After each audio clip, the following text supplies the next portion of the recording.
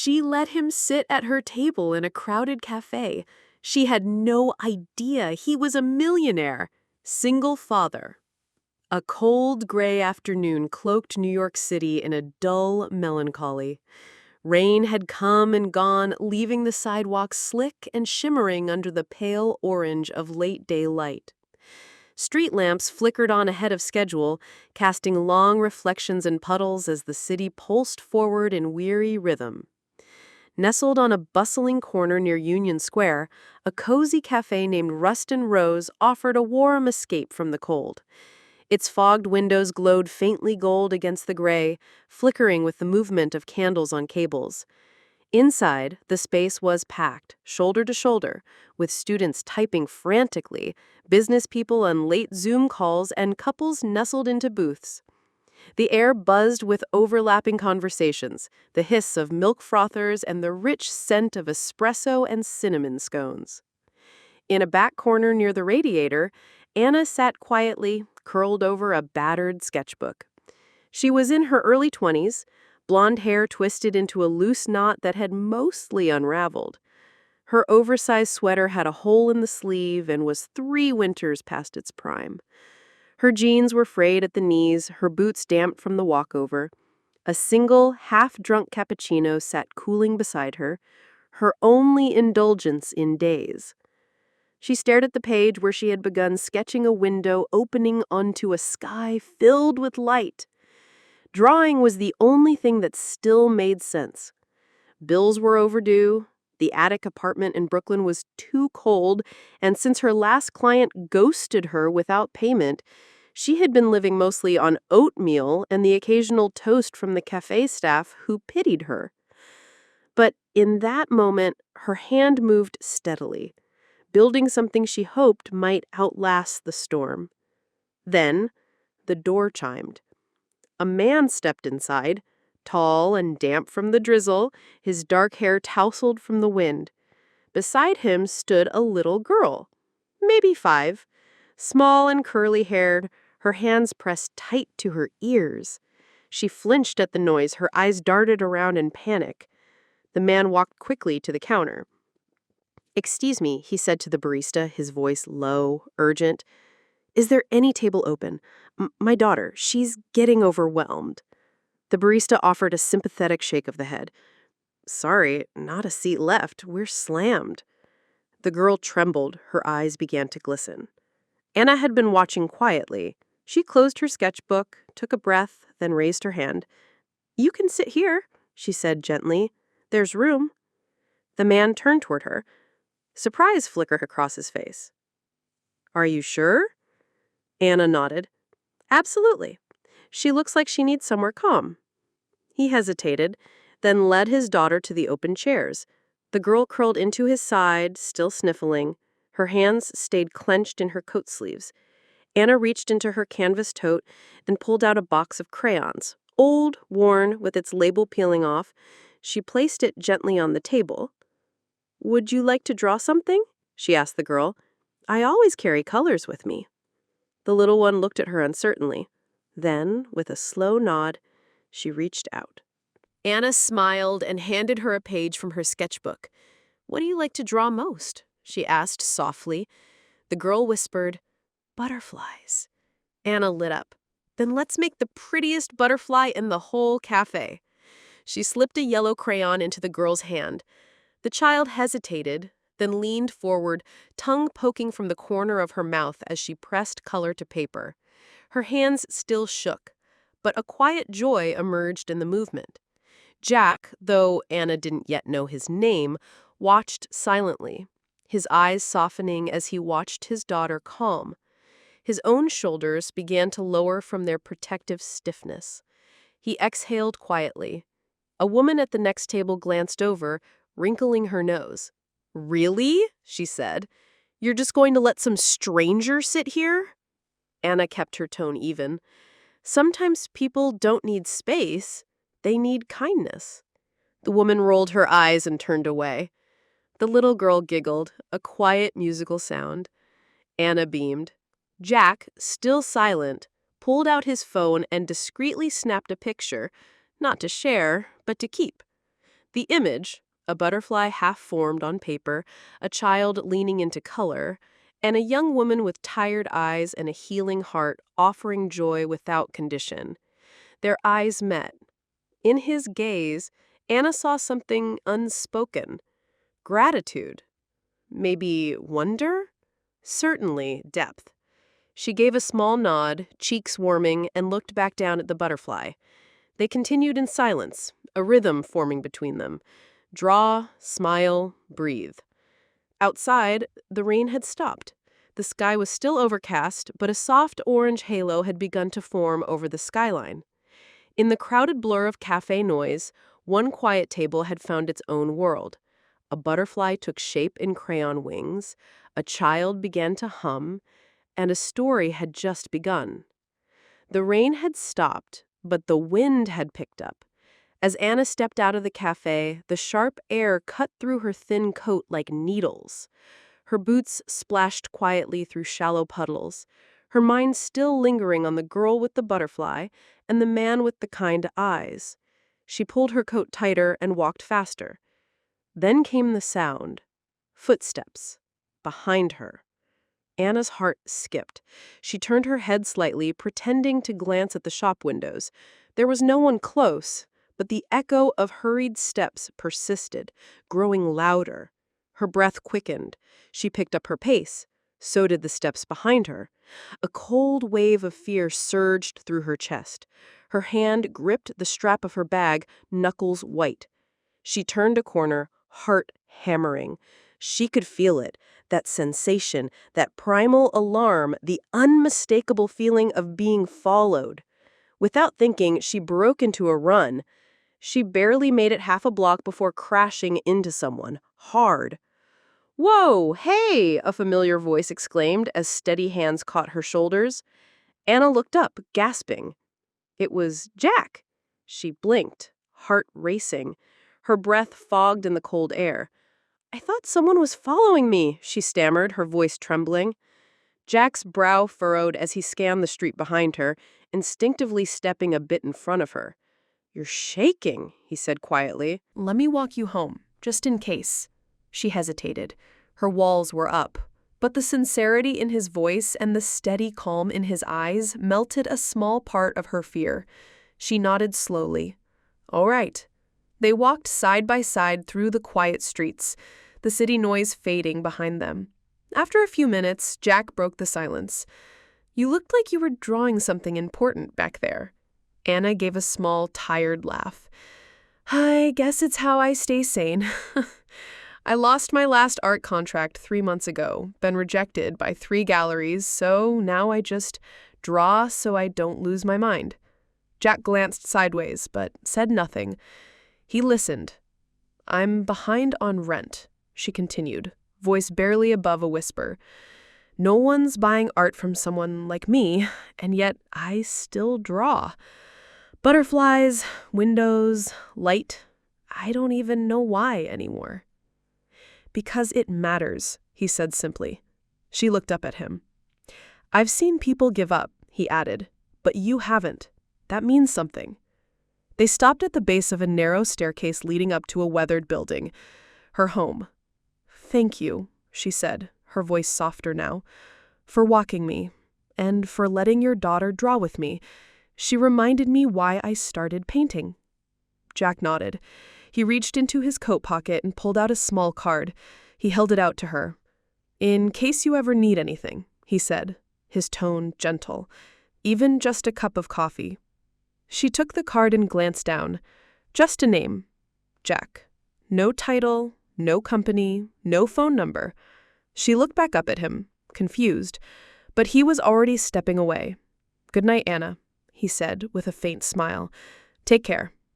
She stood there for a long moment, watching him disappear into the foggy night. In her hand, the nameless card felt heavier than it should have, not because of what it revealed, but because of what it didn't. And deep down, she knew this wasn't the last time their paths would cross. The weeks slipped by like water through Anna's fingers. She spent most of her days at her window-side desk, hunched over her sketchbook, with her fingers stained in pastels and ink. Butterflies. Always butterflies. They spilled across her pages like tiny, fragile prayers. But beauty could not pay the bills. The heating in her small attic apartment had started to rattle again, coughing weak warmth into the space. She bundled herself in mismatched layers, trying to focus on a new piece, but the scratch of her pencil was interrupted by a knock on the door. It was sharp, precise. She didn't need to open it to know who it was. "Mrs. Brewster!" Anna inhaled deeply and turned the knob. The landlady stood in the hallway, arms crossed, lips pursed into a tight line, her thin eyebrows arched in perpetual disapproval. "You know what day it is," she said without greeting. "I do," Anna replied, clutching the edge of the door. I need a little more time." Mrs. Brewster's expression did not change. "Rent was due last Friday. I've been generous, but this isn't a charity." "I know," Anna said quickly. "I have a gallery appointment today. If they accept my work—" Mrs. Brewster cut her off. If. That's all I ever hear from you. I'll give you until next Friday, but if I don't have the full amount by then, you're out. Understood?" Anna swallowed. Understood. The door clicked shut behind the woman, and Anna leaned against it, exhaling slowly as her knees threatened to give way. Later that afternoon, she walked to the gallery, one she had visited months ago, one that had once given her hope. It was nestled between boutiques and wine bars, its white walls visible through tall glass windows.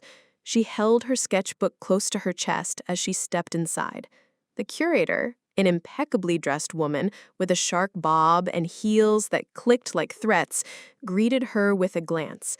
Anna spoke gently. "Hi, I'm Anna Rivers. I came to submit my work for consideration." "You were here before," the curator interrupted, eyes scanning her worn jacket and scuffed shoes. "The girl with the butterflies." Anna nodded. The woman gave a tight smile. "Look, art is for people who sell, not dreamers who scribble butterflies in coffee shops." Anna's lips parted, stunned by the cruelty in the woman's tone. "I'm sorry," the curator added, without a hint of sincerity, "but we're not interested." She turned on her heel and walked away. Anna stood frozen for a moment, then slowly turned and walked out. Back on the street, she wandered without aim. Her feet took her past familiar blocks, past a florist, a bookstore, and then the café, Rust and Rose. Through the foggy window, she saw the corner table where she'd met Jack and Mia. It was empty now, sunlight catching on the wood, casting shadows that looked like wings. She stopped and stared for a long time, her breath misting the glass. A quiet smile touched her lips, but her eyes told another story, one of tiredness, of edges worn thin. That night, back in her apartment, the wind howled through the cracked window. Anna sat on her bed, surrounded by sketches. She reached for her wallet and counted the bills, barely enough for groceries, let alone rent. She heard footsteps. A knock followed. Anna opened the door. Mrs. Brewster stood there again, hands on her hips. Anna didn't wait this time. "I'm working on it," she said, her voice small. "I just need one more week, please." The landlady stared at her, face unmoved. "Next Friday, not a day more, and I won't be knocking next time. I'll be changing the locks." She turned and walked off, heels echoing like a final warning. Anna stood there in the hallway, holding her breath. When she finally closed the door, it felt heavier than before, as if each slam of reality added another inch of weight. She looked around her tiny space, walls plastered with art, windows lined with dreams, and wondered if she would still be here to see them by the end of the week. On Monday morning, the world felt gray again, rain tapping softly on the thin glass window above Anna's bed. She sat curled in a corner, a blanket wrapped tightly around her shoulders, sipping weak instant coffee, when her phone vibrated on the nightstand. It was an email from an address she did not recognize. The subject line read simply, "We saw your art." The message was short, no signature, no name. "Come by for a conversation." It listed an address, a gallery on the Upper West Side she had only ever passed by, but never dared to enter. Anna stared at the screen. Her first instinct was suspicion. A prank? A mistake? She clicked the sender's info. Nothing more. She looked around her apartment. Bare walls, unfinished sketches, eviction notice taped to the fridge, and then back at the phone. Maybe it was something. A few hours later, bundled in her least worn-out coat, she stood hesitantly in front of a glass-fronted gallery with gold-lettered signage, The Haven. Inside, the space was airy and gleaming, filled with natural light and elegant wooden frames. Her boots squeaked slightly on the polished floor as she entered. The receptionist, a young woman with a kind smile and sharp blazer, stood as she approached. "Anna Rivers?" Anna blinked. "Yes, we've been expecting you. Right this way." Expecting her? Anna followed the woman down a quiet hallway, lined with soft lighting and muted artwork. At the end of the corridor was a room with double glass doors. The receptionist opened them gently. "Please," she said, gesturing inside. Anna stepped in and froze. There, standing with his hands in his pockets and a soft smile on his face, was Jack. He wasn't in the cafe sweater and jeans, she remembered. Today, he wore a navy blazer over a crisp shirt, sleeves rolled casually at the cuffs. Behind him, the gallery wall was lined with sketches of butterflies, different styles, different mediums, some bold and colorful, others delicate and haunting. They were hers, her butterflies. She turned to him, stunned. "You?" Jack nodded, stepping closer. "I fund exhibitions," he said, "under a foundation I manage for emerging artists. I saw what you drew. I saw how you gave a frightened little girl colors before you asked questions." He gestured toward the art behind him. "I had the cafe retrieve what you left on the table. I asked them to watch for you in case you came back. I hoped you would." Anna's voice was barely a whisper. "You're the one who emailed me?" He nodded. "I wanted you to come without expectation, without fear, just curiosity." She looked again at the sketches. Her hands trembled. "Why me?" Jack's eyes were kind, unwavering. "Because your art speaks," he said. "It heals. Like you did for Mia. You saw a child in distress and offered crayons, not questions. The world needs more of that." Anna felt the breath catch in her chest. He continued, voice gentle. "I want to sponsor your first solo show. Full backing, venue, materials, everything. No strings, just your work, just you." Tears welled in her eyes, unexpected and overwhelming. "Jack, I'm not anyone. I've been turned away from every gallery I've tried. I can't even pay rent next week." "Then let's change that," he said simply. He stepped forward and handed her a small folder. Inside was a contract, short, clear, fair. She looked up at him, voice shaking. "I don't know what to say." "Say yes," he replied. Anna nodded, swallowing hard. Then, almost shyly, she said, "You never told me your last name." Jack chuckled softly. "Chambers." Her eyes widened. That name, she'd seen it in articles, on gallery plaques. Jack Chambers, founder of the Chambers Arts Foundation, a man who once paid a six-figure sum to preserve a street artist's mural in Brooklyn. She covered her mouth with her hand. "You're that, Jack?" He smiled modestly. "Still just me as dad."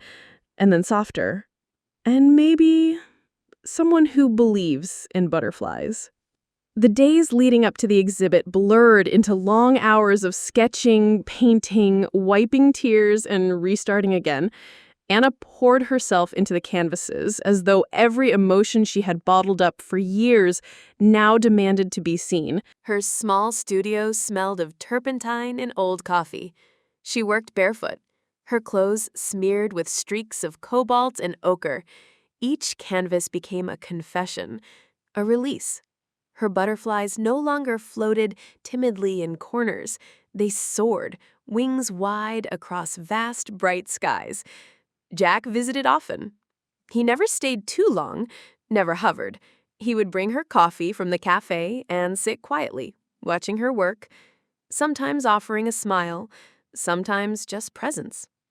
One afternoon, as gray clouds rolled in and rain began to lash the windows, Anna stepped outside to bring in her drawing sketches, but a gust of wind caught one off the line. A delicate watercolor, still damp, and sent it tumbling into the puddles. She cried out, chasing it, but by the time she reached it, the edges were already darkening with water. Jack appeared beside her almost instantly. He did not say a word. Instead, he removed the scarf from around his neck, a deep green wool that still held his warmth, and gently dabbed the water off the page. His hands were slow, careful, reverent, like he was tending to something sacred. Anna watched, heart full and throat tight. She whispered, "You didn't have to." "I wanted to," he said simply. It should have been enough, this quiet rhythm they had found. But not everyone celebrated her rising. The week of the exhibit, whispers began to circulate online. An anonymous account from a gallery she'd once begged for an internship had posted a scathing message. "From barista to exhibit darling overnight. All it takes is a sob story and the right man to believe it." Anna froze when she read it. Then more followed. Claims that she had played the victim, used her poverty as performance, that she had manipulated her way into success. It felt like someone had reached inside her chest and squeezed her heart until it cracked. That night, she sat on the cold floor of her studio, her hands stained with paint, her breath shallow. She whispered to herself, "Maybe they're right. Maybe I don't belong in any gallery. Maybe this was just a mistake." The knock came softly. Jack stepped inside without speaking. He did not ask what happened. He had already seen the posts. He knelt beside her and, without saying a word, handed her a folded piece of paper. It was a letter, written in a child's uneven scrawl. "Thank you for the butterflies. They helped me sleep again." Anna clutched the letter to her chest. Then Jack sat beside her and placed a hand on her shoulder. "Let them say what they want, Anna," he said gently. "The truth does not need to shout. It just needs to stand." He looked into her eyes, steady and calm. "And you? You stood for kindness when no one was watching. That's a light no rumor can ever dim." Tears spilled down her cheeks, but this time she let them fall. Not from defeat, but from knowing someone had seen her, truly seen her, and still believed.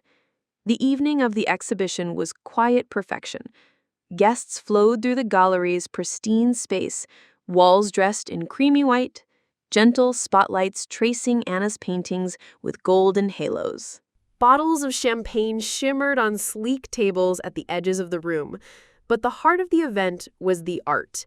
Everywhere, Anna's butterflies, each stroke of color and tremor of line, hovered between wonder and fragility. Anna, in a simple navy dress and ankle boots, stood at the center of it all. She spoke softly to visitors, her voice firm yet warm. She described how each butterfly began as a memory of hope, how art had become her lifeline. Over shoulders, she could feel the gaze of Jack, standing a few paces back. He wore a charcoal suit, open-collared white shirt. His eyes were bright, his expression a mixture of pride and protection. Hours passed in a blur of conversation and admiration. As the gathering thinned, Anna felt a rush of gratitude and relief. She wasn't alone anymore.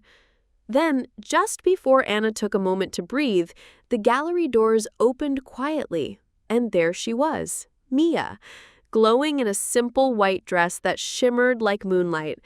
In her small hand, she carried her battered box of crayons, the one Anna had given her weeks ago. Anna's breath stalled. The gallery seemed to hush. Mia wove through the crowd and approached her. She stared at Anna with wide eyes, then wrapped her arms around her waist.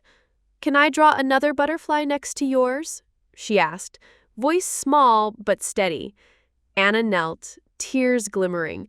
She nodded, her voice catching. Yes, darling, right here.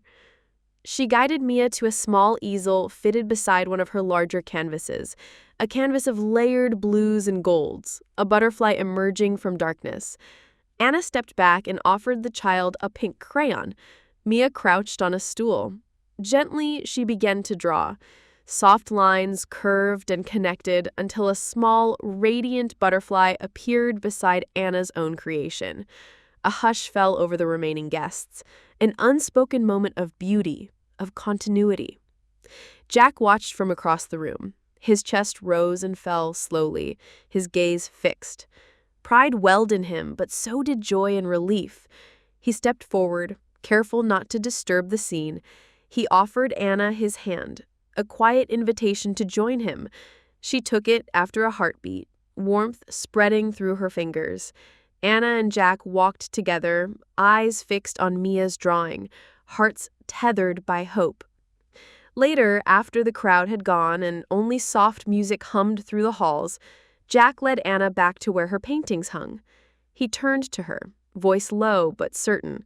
"You gave me a hope," he said. "You gave all of us a reason to see beauty again." Anna swallowed. "I did not do this alone." He smiled, reaching into his pocket. A small velvet box appeared, and he opened it to reveal a delicate necklace, a tiny silver butterfly suspended in mid-flight. "I want this to remind you," he said, placing it around her neck, "that your art will always inspire, but more than that kindness changes lives." Anna's fingers touched the pendant, her eyes glistening with tears of gratitude. Jack continued softly, "I love you, Anna, and not for the pictures, but for the courage behind them." She leaned into him, heart full. Below them, on the walls and on the tiny canvas, butterflies fluttered on, their wings now painting a new story, a story of healing, of family, of love. The days after the exhibition moved in quiet, gentle rhythms. Anna found herself spending more time with Jack and Mia.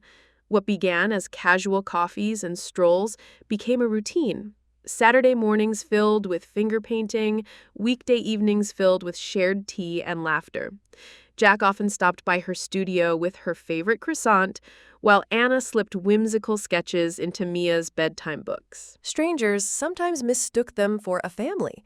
One rainy afternoon, Jack suggested they stop by a quiet riverside cafe. Inside, the lights were dim, the windows foggy. Jazz played low in the background as they settled into a corner booth. Anna, wrapped in her old sweater, took the window seat. Mia sat between them, pink-cheeked and warm. Condensation fogged the glass, and Jack handed Mia a napkin. She giggled, then pulled out a marker from Anna's tote. With careful strokes, she drew butterflies, a little house, and then, spontaneously, a heart. Inside it, in crooked letters, she wrote, "Anna plus Daddy." Anna's breath caught mid-sip. Her cheeks flushed. Jack saw it too and chuckled softly. "She might be onto something," he said, his voice light. Mia looked up proudly. "It's your heart family, like in the book. People who belong together even if they didn't start that way." Anna felt a tremble in her chest, joy and fear tangled. Later that evening, after Mia had fallen asleep in the car and Jack had driven them home, he walked Anna to her stoop. Rain misted gently around them. Anna's voice was small. "Sometimes I feel like this is too good. Like if I breathe too hard, it might vanish." Jack stepped closer. "You think this is a dream?" She nodded. "I lost everything once. When the gallery turned me down, when I couldn't pay rent, I started thinking maybe I wasn't meant for anything lasting. Not love, not even art." He took her hand gently. "Anna, what you gave Mia that day in the cafe wasn't just crayons. You gave her calm when I couldn't. You gave her color when everything felt gray." He paused, voice soft but sure. "You saved her. That doesn't disappear." Her eyes welled. "But I'm still scared." "Then be scared," Jack said, his grip firm. "But be scared with me. Because I'm not going anywhere." She looked up, searching his face for doubt. There was none, only steady warmth. "I want this," she whispered. "But I don't know how to be someone's home." You already are, he said gently, to her and to me. He leaned in and kissed her, quiet, certain. A promise, not a question. Back inside the cafe, the heart Mia had drawn still faintly clung to the window. Rain blurred its edges, but the mark remained, just like them. And for the first time in years, Anna let herself believe in something lasting, something painted in rain and love. A year had passed, and the seasons of Anna's life had changed completely. She now stood at the front of a sunlit classroom in a community center nestled in Brooklyn. The walls were splashed with murals and drying paper butterflies, and the floor was speckled with dots of paint. Laughter echoed through the space. A chorus of children gathered around wooden tables, their hands sticky with glue and joy. Anna's heart felt fuller than she'd ever known. Once a week, she hosted a free art class for underprivileged kids, some dealing with anxiety, others from broken homes, all of them searching for expression. She guided their hands, taught them color theory and imagination, but more importantly, she taught them safety, kindness, and the courage to create. She was now the artistic director of a nonprofit arts foundation for children, funded entirely by Jack's charitable wing. But more than the job, more than the studio and the respect, what Anna cherished most were the two people who made her life complete, Jack and Mia. They were no longer visitors in her world. They were her world. That afternoon, the class was winding down when Mia entered the room, dressed in her favorite purple overalls, cheeks flushed with excitement. She carried a medium-sized picture frame wrapped in brown paper and tied with a string. Anna smiled and knelt down. "What do you have there, love?" Mia handed her the frame with wide eyes. "Open it." Anna untied the string and flipped the frame. Inside was a blank white canvas, completely untouched. Confused, she turned it over again.